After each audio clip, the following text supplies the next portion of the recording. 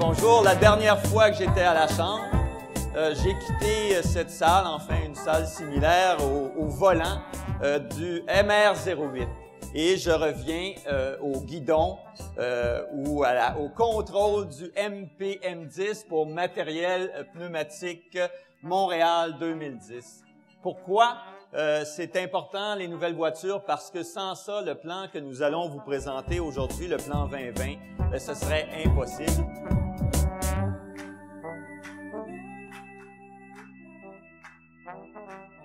Je vais partir mon chrono. Je vais saluer tous les dignitaires de la table d'honneur qui ont accepté notre invitation. Je vais saluer tous les membres du conseil d'administration qui sont ici. Je vais saluer la direction, la haute direction et plusieurs employés qui se sont joints à nous. Le plan stratégique 2020, je l'ai entre les mains. Vous pourrez en prendre connaissance puisqu'il est sur le site Internet de la STM à partir de maintenant. Donc, stm.info. C'est un résumé du plan. Ça va vous permettre, dans votre fauteuil près du foyer, pendant le temps des fêtes, de voir où nous nous en allons avec ce plan-là. Ça, c'est la voiture que vous avez vue dans les médias. C'est la voiture, enfin, la rame de métro qu'on a présentée dans les différents médias au cours de l'année et demie pour illustrer ce que nous voulions. Mais à partir d'aujourd'hui également, je vous informe que nous allons consulter la clientèle et les citoyens sur 3 livrets, ce qu'on appelle la cosmétisation des rames. Donc, 3 options qui leur sont proposées. On vous invite encore là à fréquenter le site stm.info pour voter, pour choisir ce que vous préférez.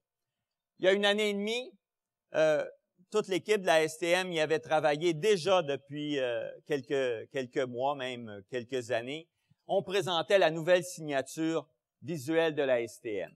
Donc, le jaune pour la clientèle, le bleu STM, on se met ensemble et on crée le vert du transport collectif, et on engage une conversation avec notre clientèle. Si vous connaissez ce que sont Twitter et Facebook, je sais que Lady Gaga vient de se désabonner, mais vous pouvez rester sur Twitter quand même. Tout ça pour vous dire que nous avons entrepris une conversation avec notre clientèle en étant sur les sociosites. Cette nouvelle image-là, vous l'avez vue apparaître à chaque fois qu'on reçoit des nouveaux véhicules, que ce soit les 400 nouveaux bus réguliers 12 mètres, que ce soit les nouveaux articulés ou que ce soit nos véhicules pour le transport adapté ou pour ce que nous appelons les navettes or dans les quartiers, bien, vous voyez la nouvelle signature et elle se promène dans les rues de Montréal.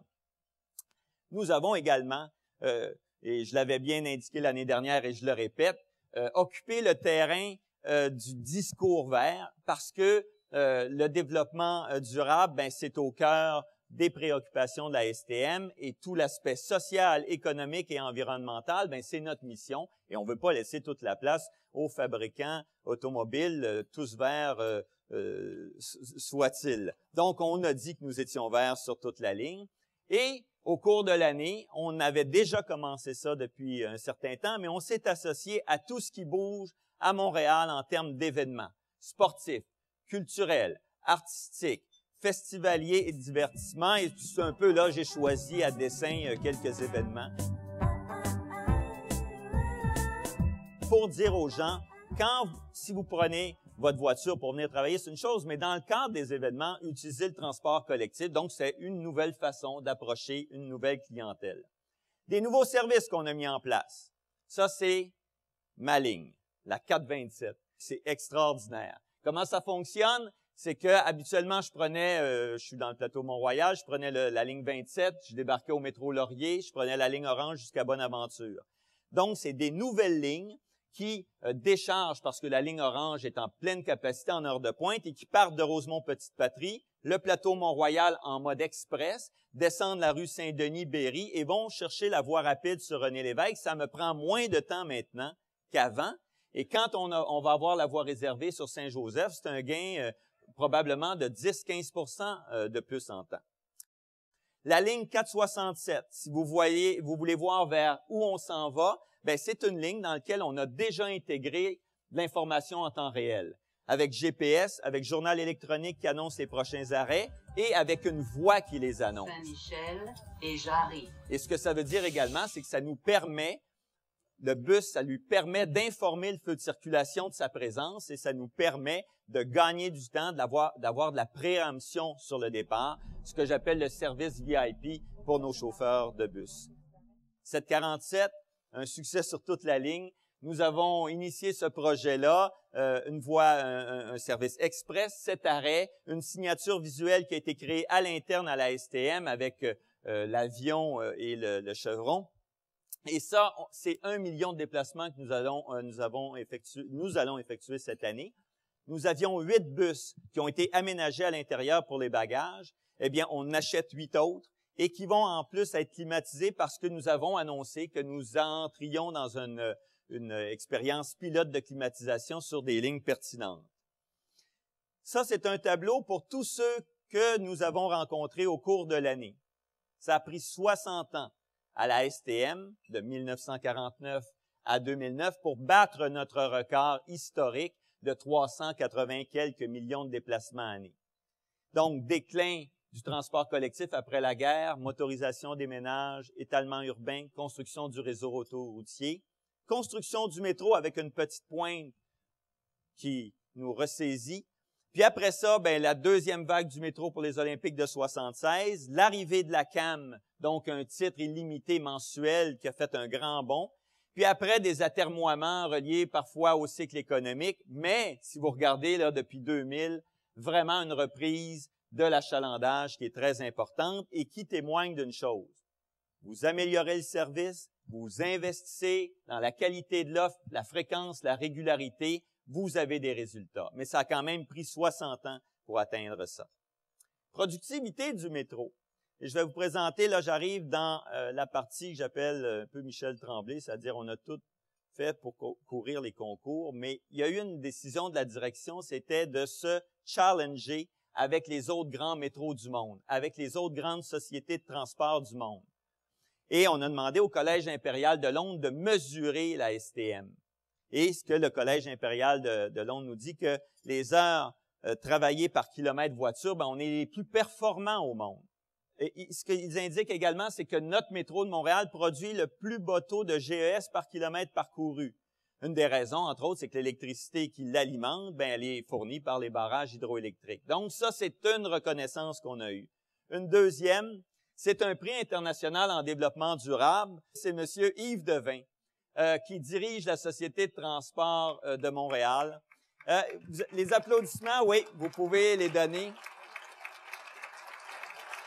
La STM, donc, M. Devin, la haute direction, les gestionnaires, tous les 8 900 employés se sont mérités, tous, individuellement, le prix de la meilleure société de transport public en Amérique par l'American Public Transport Association.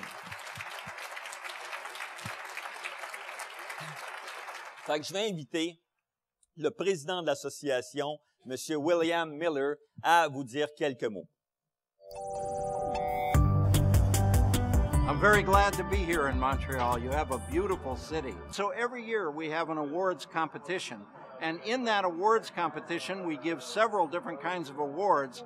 But the top award, the Stanley Cup, as it were, is called our Outstanding Public Transportation Achievement Award. Well, this particular award category had potentially 55 winners. So the STM came in first among 55 potential applicants for this particular award. My congratulations go out to all at the STM and indeed to the whole Montreal community.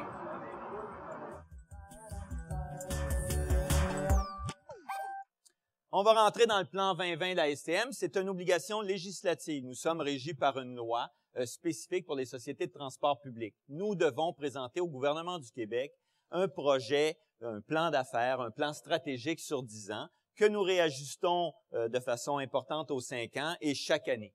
Le plan, notre vision, et puis je vais vous décrire les moyens, les systèmes et pourquoi on vous propose ça à la suite, c'est d'augmenter de 40% d'ici la fin 2020 l'achalandage de la STM. C'est ambitieux, vous allez voir qu'on peut y arriver tous ensemble.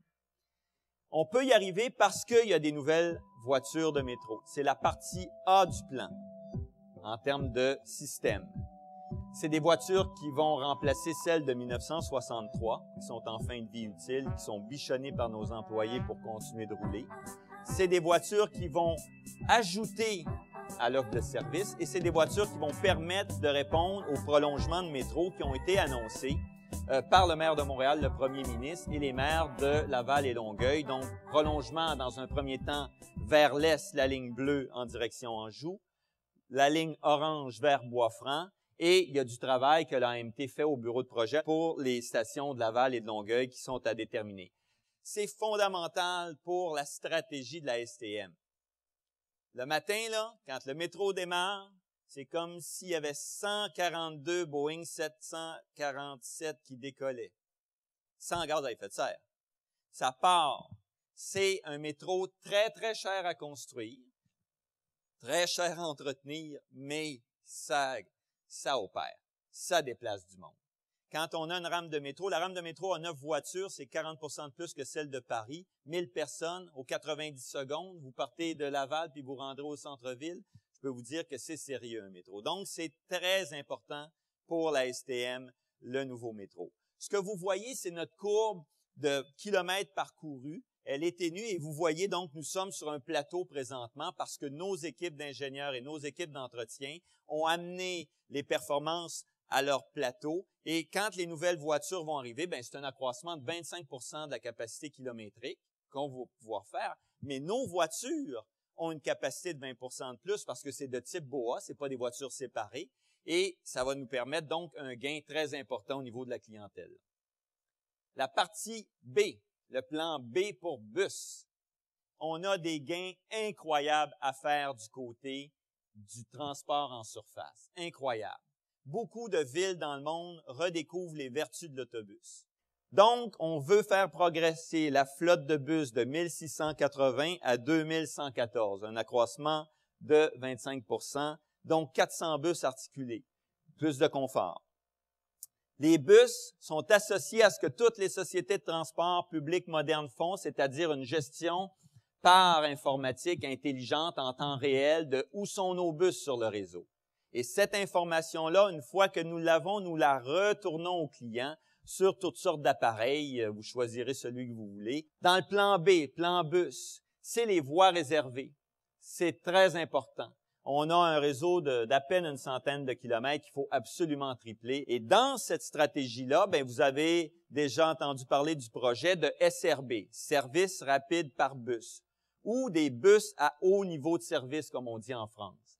C'est une voie sur P9, entre 10 et 12 millions du kilomètre, un très, très bon rendement, qualité déplacement. Dans les services bus, on a commencé à revoir nos familles de bus. 31 lignes structurantes portent maintenant l'appellation réseau 10 minutes max.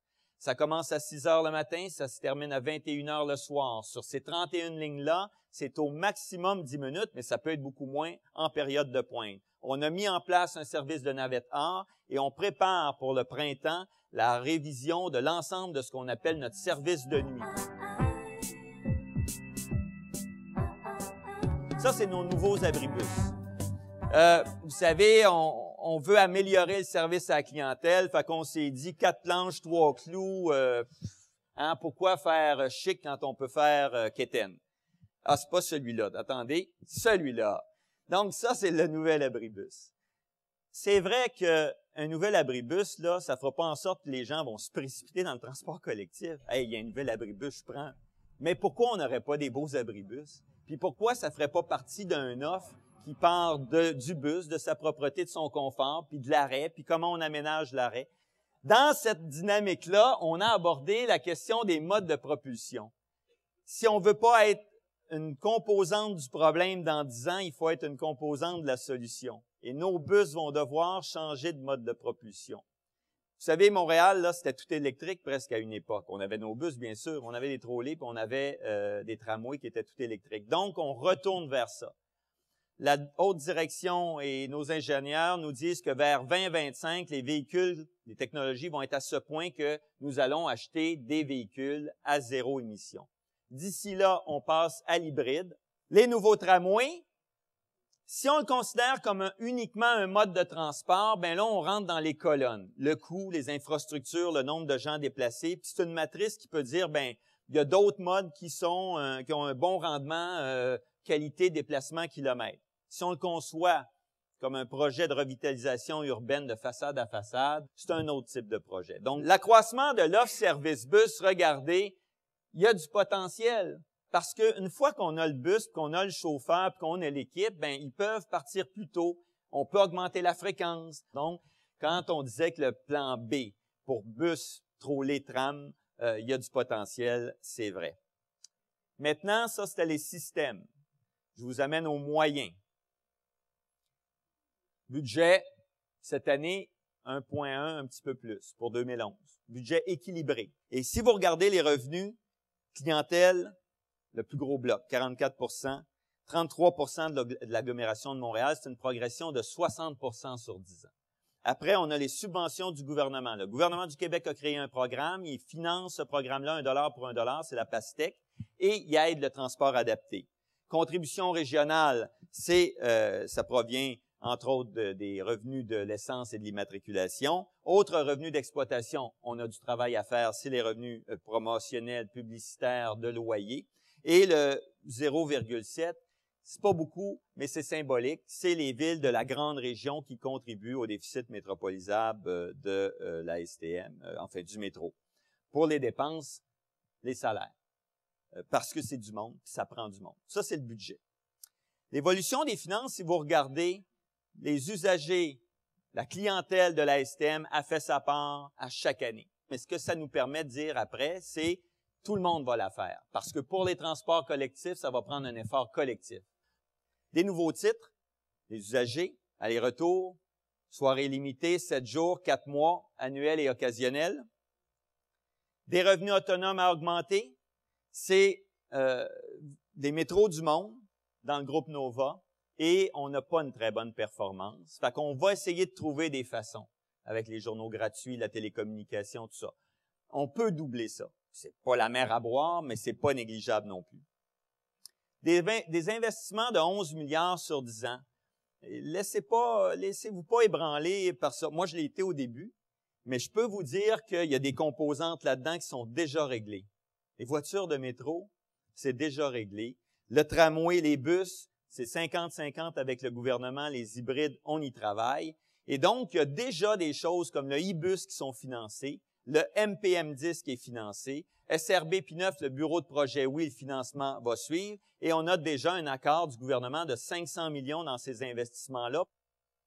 D'autres sources de financement, c'est la contribution des automobilistes, par différentes façons, soit la taxe sur les produits pétroliers ou l'essence, soit l'immatriculation, soit le stationnement, soit les péages, parce que les projets de développement de transport collectif vont nécessiter une source dédiée, indexée et récurrente. Le maire l'a dit, je le dis, Madame Barbe l'a dit, et on va y travailler. Je vous annonce d'ailleurs que début février, nous tiendrons une journée d'études que nous avons demandé à Madame Adenau d'organiser. Il y en a eu, mais on va en refaire une autre sur les stratégies de TransLink à Vancouver, les stratégies françaises, les avantages et les désavantages des différentes façons de financer le transport collectif. Tout ça, je vais parler des systèmes, des moyens, bien tout ça, c'est du monde. 8 900 employés. Donc, c'est des gens qui travaillent près de la clientèle ou dans les ateliers, réparer, entretenir. Fait que ça, c'est vraiment, on fait pas cette proposition-là au Montréalais d'accroissement de l'offre si on ne sait pas qu'on a une bonne équipe derrière. Cette équipe-là, elle va s'engager envers la clientèle. Dans notre plan 2020, tout ce qui s'appelle en première phase, il y aura d'autres phases, donc la ponctualité des bus, la fiabilité du métro, l'accueil de la clientèle et l'information à la clientèle vont faire partie de ça. Plan stratégique est ambitieux, réaliste, puis je cherchais un qualificatif, j'ai dit enthousiasmant. J'ai dit, tu sais, ça m'a enthousiasmé. Je me suis dit, au moins, c'est un projet, quand on en a discuté au conseil, quand toutes les équipes sont revenues, ils se sont dit, bon, c'est quoi l'ampleur de ça? Pourquoi on propose ça? C'est parce qu'il y a eu des engagements internationaux de 20 de diminution des gaz à effet de serre d'ici 2020 par le gouvernement du Québec, de 30 par la Ville de Montréal pour le territoire de la Ville de Montréal. Et on s'est dit, on va faire notre part. Si l'environnement, c'est pas votre tasse de thé, si vous êtes climato-sceptique, si vous souhaitez que Cancun soit un échec, ben lisez l'étude de la Chambre de commerce parce que vous allez voir que c'est 100% bon pour l'économie québécoise, montréalaise, de transport collectif. Ça crée des emplois. Répartition modale. 59 lotos, 36 transports collectifs, 5 autres. Ce qu'on veut, là, c'est 5% de plus. Donc, c'est pas vous, monsieur. Pas obligé. Pas vous non plus. Pas vous non plus. C'est 5% qu'on veut de plus. Ça peut être 5% qui abandonnent leur auto tout le temps, ou ça peut être du monde qui, 5% du temps, vont prendre le transport collectif. Donc, c'est une stratégie qui est double. En conclusion, je vous ai dit que nous avions des objectifs. Si on était une société ordinaire, ben on serait fixé un petit 8%. 8%, c'est pas trop compliqué, on fait ce qu'on fait bien, mais il y a un plan de transport, puis on s'est dit, c'est 18%, on est capable de l'atteindre si on a les moyens et les systèmes pour le faire. Mais la STM, c'est plus fort que ça. La STM, c'est 40% qu'on veut. Puis pourquoi? Ils s'en viennent, le 40%. Et la raison, c'est que, c'est un peu émotif, c'est que je suis le porte-parole. Et je ne suis pas de la famille de la STM. Je ne suis pas du sérail de la STM. Mais quand je suis arrivé, je peux vous dire que quand vous connaissez la capacité opérationnelle de cette gang-là, vous vous dites, vous vous contentez pas de 8, vous vous contentez pas de 18, vous vous dites, on va aller chercher 40% d'accroissement et 5% de part modale de plus. Merci beaucoup.